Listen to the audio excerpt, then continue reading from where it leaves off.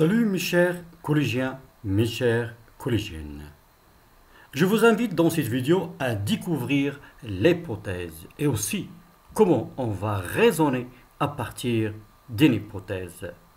Alors notre leçon pour aujourd'hui c'est l'hypothèse et aussi raisonner à partir d'une hypothèse. Tout d'abord, qu'est-ce que l'hypothèse? Qu'est-ce que l'hypothèse? En arrivant à la maison, Madame Loisel a constaté qu'il n'avait plus la rivière de Madame Forestier autour de son cou. En cherchant avec son mari, ils avancèrent des hypothèses. Alors, en arrivant à la maison, Madame Loisel a constaté qu'il n'avait plus la rivière de Madame Forestier autour de son cou.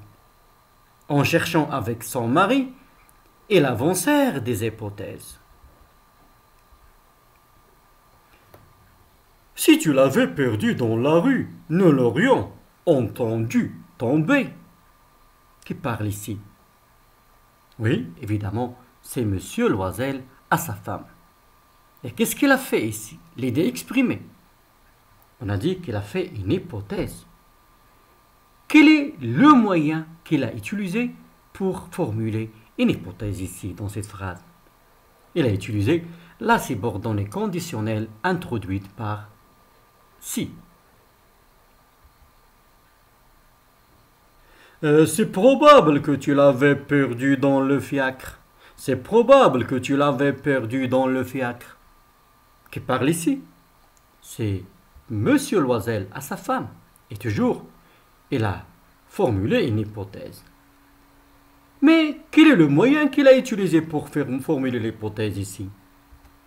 Il a l'expression « c'est probable que ». Oui, peut-être, je l'ai perdu dans le fiacre. Alors qu'il parle ici? Oui, évidemment, c'est Madame Loisel à son mari. Et toujours, il a formulé une hypothèse.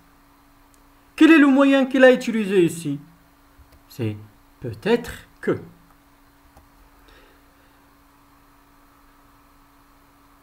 Au cas où tu la trouverais, préviens-moi. Qui parle ici? Toujours c'est Madame Loisel à son mari. Il a formulé une hypothèse. Quel est le moyen qu'il a utilisé ici? C'est au cas où. Toujours la subordonnée conditionnelle introduite par au cas où. Tu l'aurais perdu dans la rue. Tu l'aurais perdu dans la rue. Qui parle ici? C'est Monsieur Loisel à sa femme. Toujours il a fait une hypothèse. Et le moyen qu'il a utilisé ici, c'est le mode conditionnel. Aurait perdu, on a conjugué le verbe au mode conditionnel. Alors, vous avez remarqué maintenant, qu'est-ce que l'hypothèse? C'est une explication. On cherche Monsieur et Madame Loisel, ils avancèrent des hypothèses. Ils n'ont pas trouvé la rivière de Madame Forestier. Ils avancèrent des hypothèses. Quels sont les moyens qu'ils ont utilisés? Il y a la subordonnée conditionnelle introduite par si, par au cas où, et aussi les autres conjonctions de subordination qui expriment la condition.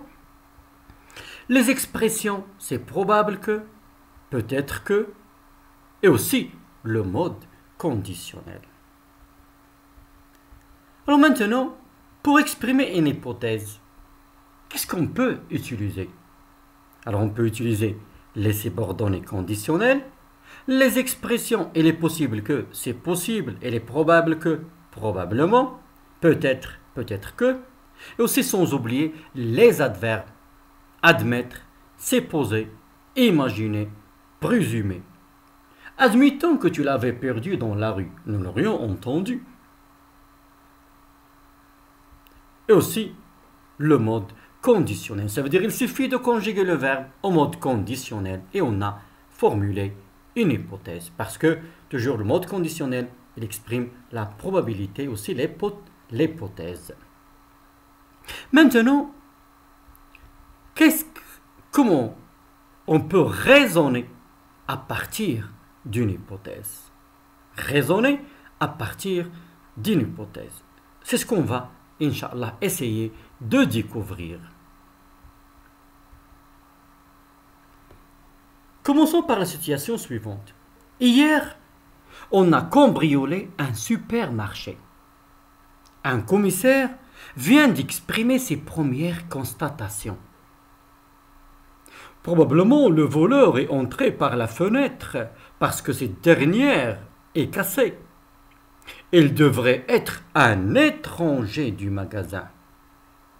Mais s'il était entré par la fenêtre, les débris de verre se seraient trouvés à l'intérieur et pas à l'extérieur.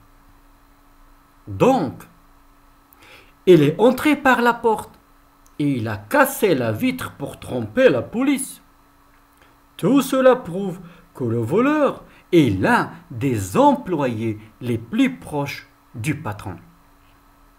Alors, comme vous avez remarqué, ici, on a un fait. C'est un cambriolage. On a cambriolé un supermarché. Et qui va mener l'enquête, c'est un commissaire. Il va avancer des hypothèses. La première hypothèse, alors tout d'abord on a exposé les faits, voilà le problème, le cambriolage d'un supermarché. La première hypothèse, c'est que le voleur est entré par la fenêtre. Le moyen qu'il a utilisé pour formuler l'hypothèse, c'est probablement. Pourquoi le commissaire il a dit qu'il est entré par la fenêtre? Parce que la fenêtre était cassée. Deuxième hypothèse, le voleur devrait être un étranger du magasin. Ça veut dire quelqu'un qui ne travaille pas dans le magasin. Pour formuler l'hypothèse, le commissaire il a conjugué le verbe au mode conditionnel. Il devrait, on n'est pas sûr, il devrait. Maintenant, le commissaire il va retenir une hypothèse et il va la développer. S'il est entré par la fenêtre, voilà, on développe maintenant une hypothèse. On a retenu une hypothèse et on va la développer. Le voleur, s'il était entré par la fenêtre, les débris de verre ou bien les morceaux de verre, ils vont être trouvés à l'intérieur et pas à l'extérieur. Ça veut dire on a trouvé les morceaux de verre, c'est pas à l'intérieur, mais à l'extérieur. Donc, le voleur n'est pas entré par la fenêtre. Mais il veut tout simplement tromper la police pour dire qu'il est entré par la fenêtre, que c'est un étranger. Maintenant, la conclusion. Donc, la conclusion, il est entré par la porte et pas par la fenêtre. Et pourquoi il a cassé la fenêtre? Il a cassé la vitre. C'est pour tromper la police, pour dire que le voleur est un étranger, parce qu'il n'a pas la clé. Et tout cela, il prouve que le voleur est l'un des employés, c'est quelqu'un qui travaille dans le magasin. Et ce n'est pas n'importe qui est le plus proche du patron. Ça veut dire il avait la clé. Il est entré par la clé. Et son objectif, c'est tromper la police. Mais ce n'est pas facile qu'on va tromper la police. Alors vous avez remarqué maintenant le raisonnement. Comment se forment les raisonnements à partir d'une hypothèse. Tout d'abord, on a avancé une hypothèse. Tout d'abord, avant d'avancer l'hypothèse, on a exposé les faits. Cambriolage d'un supermarché. On a avancé des hypothèses. Probablement le voleur est entré par la fenêtre. Il devrait être un étranger. On a retenu une hypothèse. Il est entré par la fenêtre et on l'a développée. Et à la fin, on a abouti à une conclusion que le voleur n'est pas entré par la fenêtre, mais il est entré par la porte et que le voleur est l'un des employés les plus proches du patron. Alors l'hypothèse tout d'abord, un petit rappel. Déjà, on a vu l'hypothèse, c'est une explication présentée comme possible pour déterminer les causes d'un fait. Déjà, on a vu, pour formuler une hypothèse, on utilise les moyens suivants, le mode conditionnel, les subordonnés conditionnels, les expressions de l'incertitude. Et aussi les verbes qu'on a vus, admettre, présumer, etc. Mais quand on résume, ou bien quand on raisonne à partir d'une hypothèse, on adopte généralement le schéma suivant. Exposer des faits, avancer des hypothèses, retenir une et la développer, et à la fin, on aboutit à une conclusion. Maintenant, pour mieux comprendre la leçon de l'hypothèse et aussi raisonner à partir de l'hypothèse, à nous maintenant de s'exercer. Alors maintenant, formule des hypothèses pour expliquer les faits suivants. On va formuler des hypothèses pour formuler ou bien pour expliquer les faits suivants. Fuite de gaz, explosion. Deuxième fait, la pluie, effondrement d'une maison. Alors j'espère que vous allez retenir ou bien vous allez prendre vos cahiers et s'exercer avec moi. Alors on a fuite de gaz, les causes probables, parce que toujours on cherche les causes probables d'un fait. Et on formule des hypothèses. On a une explosion. La cause probable, c'est une fuite de gaz. Deuxième cas, on a effondrement d'une maison. Et la cause probable, on n'est pas sûr, c'est que la pluie était par exemple tombée en abondance. Alors, à vous maintenant. Alors, si vous avez fini, on peut voir des exemples de correction. Fuite de gaz, explosion. Qu'est-ce qu'on peut dire? Peut-être que c'est une fuite de gaz qui aurait provoqué l'explosion. Ou bien, au cas où il y aurait une fuite de gaz, il provoquerait l'explosion. Mais attention toujours au cas où plus le mode conditionnel. Au cas où il y aurait une fuite de gaz, il provoquerait l'explosion. Une fuite de gaz aurait provoqué ou bien aurait causé l'explosion. On a conjugué tout simplement le verbe au conditionnel. Il est possible que c'est une fuite de gaz qui avait provoqué l'explosion. S'il y avait une fuite de gaz, il causerait l'explosion. Si, c'est plus imparfait, plus conditionnel. Si le gaz fuyait, il causerait l'explosion. Passons maintenant à la correction des deuxième exemple. Et toujours, j'aimerais bien que vous arrêtez la vidéo, s'exercer et après voir les exemples de correction. La pluie, effondrement d'une maison. Toujours, on cherche les causes probables. On peut dire la pluie aurait provoqué l'effondrement de cette maison. Peut-être que c'est la pluie qui a causé l'effondrement de cette maison. La pluie causerait l'effondrement de cette maison. Si les pluies étaient abondantes, il provoquerait l'effondrement de cette maison. On a si plus imparfait, plus conditionnel. Si les pluies étaient abondantes, ça veut dire la pluie, il y a beaucoup de pluie, il provoquerait l'effondrement de cette maison. Au cas où les pluies tomberaient en abondance, la maison s'effondrerait. Au cas où, plus le mode conditionnel. Alors, j'espère qu'à la lumière de ces exemples, vous pouvez mieux s'exercer et faire d'autres exercices. Passons maintenant à d'autres exercices. Et toujours, prenez vos cahiers et vos stylos pour s'exercer. Maintenant, formulez des hypothèses pour expliquer les faits suivants en variant les moyens. La vitesse, accident entre un camionneur et un automobiliste. Ici, on a le fait, c'est un accident entre un camionneur et un automobiliste. La cause probable, c'est la vitesse. Le froid, la mort d'un vieil homme dans la rue. Alors ici, le fait, c'est la mort. On a trouvé un vieil homme mort dans la rue. La cause probable, c'est le froid. La soif, la mort d'un homme dans le désert. Alors le fait ici, on a trouvé un homme mort dans le désert. La cause probable, c'est la soif. La crampe, noyade d'un baigneur. La crampe, noyade d'un baigneur. Alors un baigneur s'est noyé dans la mer.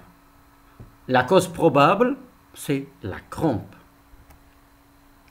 Maintenant, on a la pollution, la disparition du poisson de la rivière. Alors, la cause probable de la disparition des poissons de la rivière, c'est la pollution. Alors, à vous maintenant de s'exercer en variant les moyens. Et toujours, je vous rappelle, si vous avez fini, vous pouvez voir la correction. Alors passons maintenant aux exemples de correction. La vitesse accident entre un camionneur et un automobiliste. L'excès de vitesse pourrait causer ce grave accident entre le camionneur et l'automobiliste.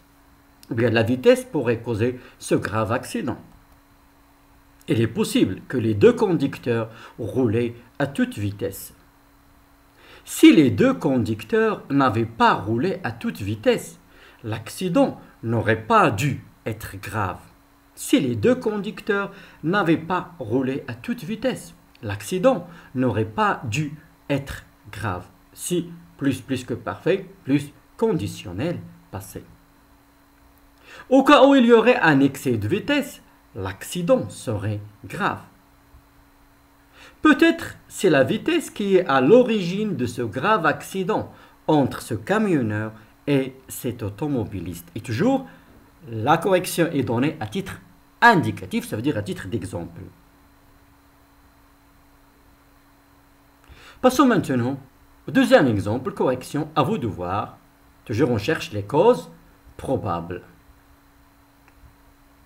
Oui, alors on cherche toujours, on peut utiliser le mode conditionnel, les expressions et les possibles que, peut-être, et aussi la subordonnée condition introduite par si, ou bien aussi au cas où. Alors le froid, la mort d'un vieil homme dans la rue. À vous de voir l'exemple de correction. Maintenant la soif, la mort d'un homme dans le désert. Et toujours on cherche les causes probables. Probablement c'est la soif qui a causé la mort de cet homme dans le désert. La soif aurait causé la mort de cet homme dans le désert. Au cas où il aurait soif dans le désert, cet homme mourrait. Si cet homme avait soif, il mourrait. Peut-être c'est la soif qui a causé la mort de cet homme dans le désert. On a varié les moyens. Maintenant, la crampe noyade d'un baigneur. La crampe noyade d'un baigneur. Il est possible que c'est la crampe qui a causé la noyade de ce baigneur. La crampe aurait provoqué la noyade de ce baigneur. Si ce baigneur avait une crampe musculaire, il pourrait se noyer. Au cas où ce baigneur aurait une crampe, il pourrait se noyer. Maintenant, la disparition du poisson de la rivière. La cause probable, c'est la pollution. La pollution aurait provoqué la disparition du poisson de cette rivière. La pollution pourrait être à l'origine de la disparition du poisson de cette rivière. Au cas où la rivière, ou bien au cas où la rivière serait polluée, les poissons disparaîtraient. Si la rivière était polluée, les poissons disparaîtraient. Alors maintenant, toujours, on va s'exercer. Mais cette fois-ci, on va voir, toujours, on cherche les causes probables, mais cette fois-ci, on va voir le raisonnement. Fait correspondre la situation de communication à l'acte de parole convenable. Bien. Alors, commençons par la première situation de communication.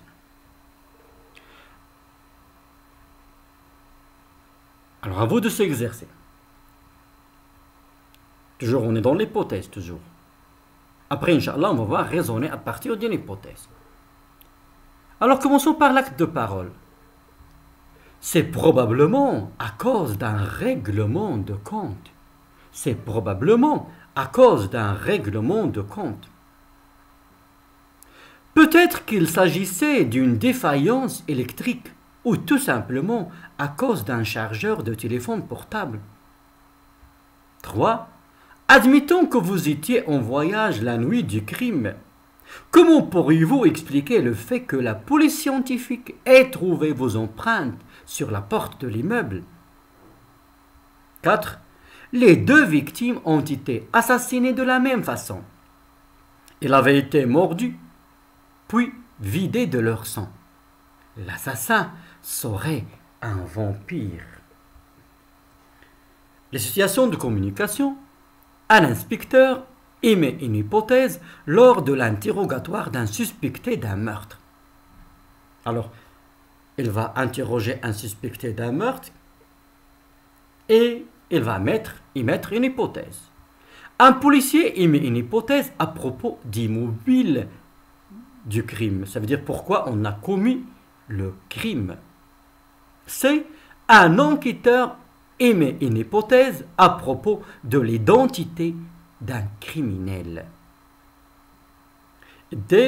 Un détective, un inspecteur de police, un détective émet une hypothèse pour identifier les causes d'un incendie.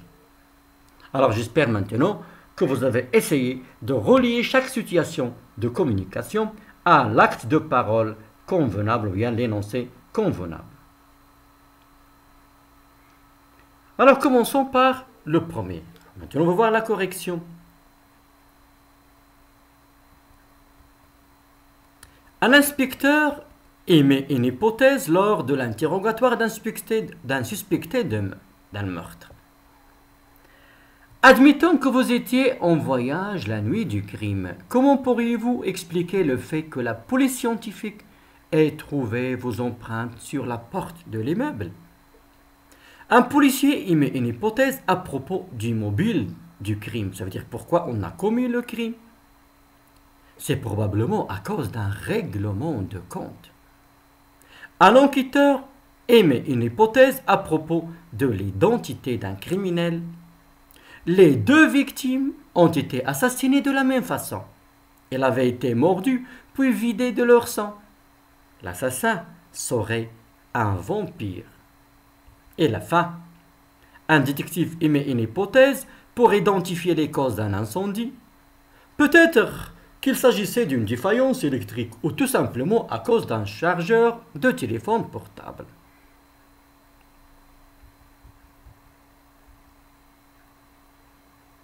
La correction maintenant. Alors, passons maintenant à l'exercice suivant. On va voir le premier raisonnement. Et on va relever la situation de communication, la première hypothèse et aussi l'hypothèse qu'on a développée. La mort du petit garçon trouvé égorgé dans la forêt aurait été provoquée, selon certains, par les chasseurs de trésors qui utilisent les enfants zohri dans leur rite. Mais, selon d'autres, il aurait été causé par les trafiquants d'organes. Le rapport du médecin légiste signale que le prélèvement des organes a été fait de manière professionnelle. Alors ici, quelle est la situation de communication? Qui parle ici? Ici, un détective, un inspecteur de police, un commissaire. Oui. Et qu'est-ce qu'il cherche? Il cherche les causes probables de la mort d'un garçon qu'on a trouvé égorgé. Alors, ici, c'est un inspecteur de police qui émet des hypothèses pour trouver le coupable d'un crime qui a tué le petit ou bien qui a égorgé le petit garçon. Quelle est la première hypothèse qu'il a avancée? La première hypothèse, c'est il a été égorgé par les chasseurs de trésors. Le coupable serait des chasseurs de trésors. Ils utilisent les enfants zohri dans leur rite. Mais quelle est l'hypothèse qu'on a développée? Aurait été causée par les trafiquants d'organes. Ça veut dire, la deuxième hypothèse qu'on a développée, c'est que le coupable serait des trafiquants d'organes. Pourquoi? Parce que le prélèvement des organes a été fait de manière professionnelle, d'après le médecin légiste. Maintenant, deuxième raisonnement. Il se serait jeté du haut de l'immeuble, mais la police privilégie l'hypothèse d'un meurtre. En effet, plusieurs traces de pas encore fraîches ont été trouvées sur la terrasse du bâtiment. Il se serait jeté du haut de l'immeuble, mais la police privilégie l'hypothèse d'un meurtre. En effet, Plusieurs traces de pas encore fraîches ont été trouvées sur la terrasse de l'immeuble. Toujours, on a un inspecteur, un détective, un commissaire. Il émet des hypothèses pour chercher toujours les causes de la mort d'une personne.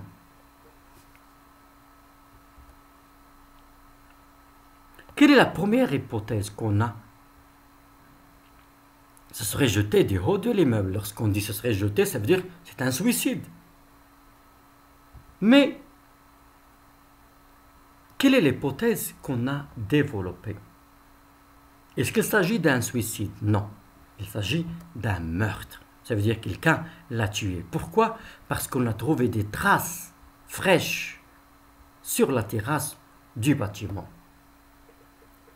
Alors j'espère, mes chers, maintenant, que vous pouvez formuler des hypothèses et aussi facilement et aussi raisonner à partir d'une hypothèse. En attendant les prochaines leçons, à bientôt, mes chers.